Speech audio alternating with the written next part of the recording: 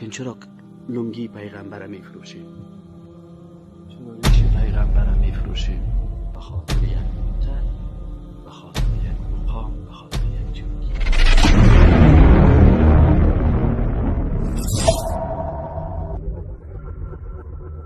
جنگ فکری است. احساساتی برخورد نکنین. احساساتی برخورد نکنین. بفهمین، گوش بگیرین، باز تا آخر قضاوت کنین که حق در کجاست؟ باطل نمیشه. به خاطر که آل شرایط است. نه شرایط. جنگ فکری است. پیروای عیسی علیه السلام مثل ما و تو بود.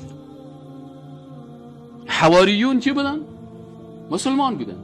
لکن چرا ایس مسلمان ها را به سه خدایی وادار ساختن؟ که زیاد جنگ کردن، زدن، لعب کردن، دیدن که مسلمان ها هر قدر بزنی، هر قدر، این مثال شما براتون میگم، باز شما عملا تطبیق کنید، هر قدر که زد مقاومت بیشتر شد، هر قدر که از زور کار گرفتن. گفت نه، زور مکن، زاری مکن، زر بفرست.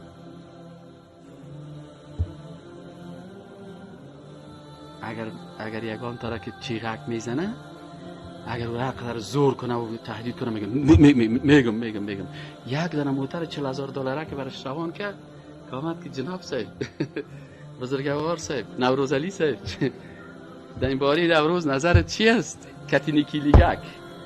این حالا میگه خیلی کلی ده در این خانه میزبان، احادیث نوروز در این خانه که زیر مفت میکنم. صحیح نه؟ این حال جانان مینه نشته، سوداگری ده، دلارگلی ده، یا ببل خرڅوینه. فهمیدی نه؟ والله حق میفهم.